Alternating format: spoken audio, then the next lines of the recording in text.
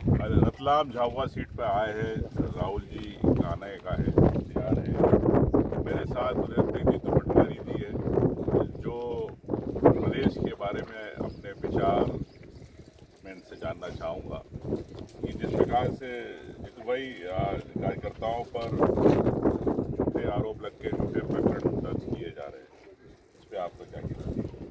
सार्वजनिक जीवन में शुचिता, सभ्यता, मर्यादा भारतीय जनता पार्टी ने समाप्त कर दी है। और जिस तरीके से ये लगातार छोटे छोटे कार्यकर्ताओं को छोटे छोटे प्रकरणों में फंसा के डरा के बीजेपी ज्वाइन कराना, वैसे ही हरकत ऊपर देश की ईडी और सीबीआई एक स्केल पे करती है, वैसे ही भारतीय जनता पार्टी जिला स्तर पर उसके ब्लॉक स्तर पर नेता करते हैं। वो वहाँ ईडी का उपयोग करते हैं, ये या पुलिस का और एसडीएम और तहसीलदार का उपयोग करते हैं। इसी प्रकार प्रदेश में भी जैसे अभी मुझ पर 5 दिन में 4 एफआईआर करी। मैसेज क्या है? मैसेज ये है कि हम अहंकारी भी हैं और तानाशाह भी हैं। तो मैं सारे वर्करों से अनुरोध करना चाहता हूँ कि दृढ़ता जिसमें है, क्षमता है आइडियोलॉजी को जीने की, प्रदेश में विपक्ष में रह के अपनी भूमिका निभाने की जिसके पास कलेजा है और अल्टीमेटली कांग्रेस का वैभव लौटाना है, वो ऐसे लोगों से कभी न डरा था, न डरेगा, न डरा है। भूरिया जी हमारे साथ है, ये आज ये सांसद बनेंगे। ये इन पे हजारों बार ऐसी घटनाएं हुई, वे भी दृढ़ता से आज कांग्रेस जन है। अब एक सवाल और जानना चाहता हूँ कि जिस प्रकार से नरेंद्र मोदी जी देश की समस्याओं के बारे में बात नहीं कर रहे, जिस प्रकार से बयानबाजी कर रहे, इस पर आपका क्या कहना है? नहीं, देश के प्रधानमंत्री ने देश को 2014 में कहा सबका साथ सबका विकास। अभी कहा मोदी परिवार 140 करोड़ लोग। फिर उन्होंने कहा अच्छे दिन आएंगे। बहुत हुई बेरोजगारी की मार, अब की बार मोदी सरकार। फिर उन्होंने कहा कि बहुत हुई बेरोजगारी, महंगाई की मार, अब की बार मोदी सरकार। फिर काले धन 15 लाख, किसानों की आय दुगनी।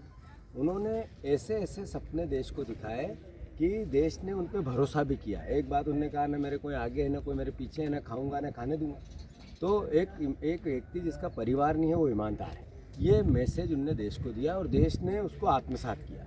जब नोटबंदी हुई तो नोटबंदी में नरेंद्र मोदी ने कहा कि मुझे 60 दिन दे दो देशवासियों, 60 दिन बाद अगर मेरी नीयत में कोई खोट दिखे तो जिस चौराहे पे आप बुलाओगे उस चौराहे पे आके मैं सज़ा पाने को तैयार हूँ। किसको फ़ायदा हुआ उस नोटबंदी से?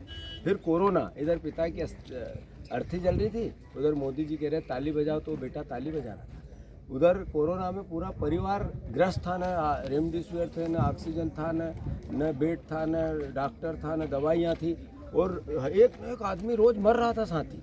पर मोदी जी कह रहे थे कि थाली बजाओ तो देश थाली। इतना भरोसा देश ने उन पे किया। और अब वो बात करते हैं नफरत की, घृणा की, बच्चे पैदा करने की, हिंदू की, मुसलमान की, मंगलसूत्र की।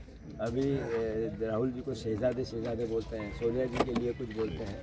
पुराने तो ये देश देख रहा है। और ये मर्यादा क्या, अमर्यादित राजनीति क्या होती है, मोदी जी ने मिसाल कायम कर दी इसकी। ये कह सकते हैं इसको। बिल्कुल।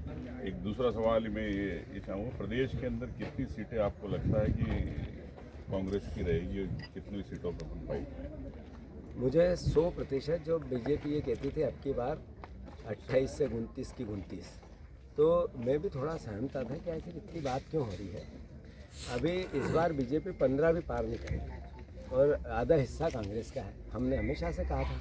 अब वो जैसे जैसे चुनाव आगे बढ़ रहा है, जो 3 फेज़ का चुनाव कल तक निपट जाएगा, 7 तारीख तक, अल्टीमेटली उससे ये एहसास हो गया बीजेपी को। जब तो नरेंद्र मोदी जी की भाषा बदली। एक दिन उन्होंने आखिरी दिन कहा था पूरा मोदी परिवार 140 करोड़ लोग, और जैसे ही पहला चुनाव का वो हुआ, इलेक्शन हुआ, तो उनको मंगलसूत्र याद आ गया। ऐसे ही मध्य प्रदेश में भी बौखला रहे बीजेपी के नेता।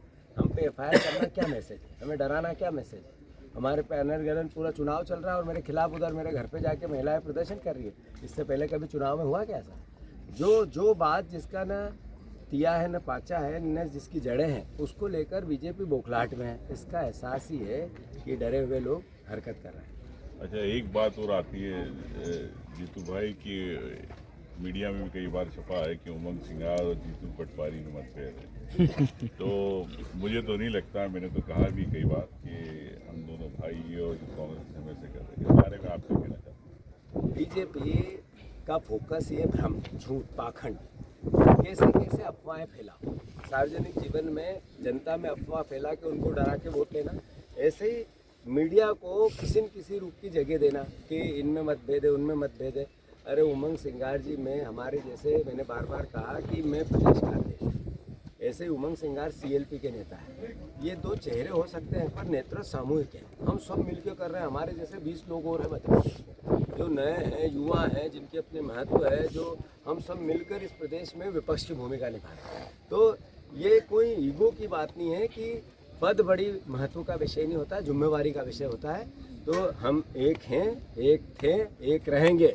बीजेपी को जब तक सत्ता से बेदखल नहीं करें तब तक कितनी भी अफवाह उड़ा ले बीजेपी। और कांग्रेस में है, कांग्रेस में रहेंगे। कांग्रेस में हैं और कांग्रेस में अपनी अंतिम सांस तक रहेंगे। हाँ, धन्यवाद।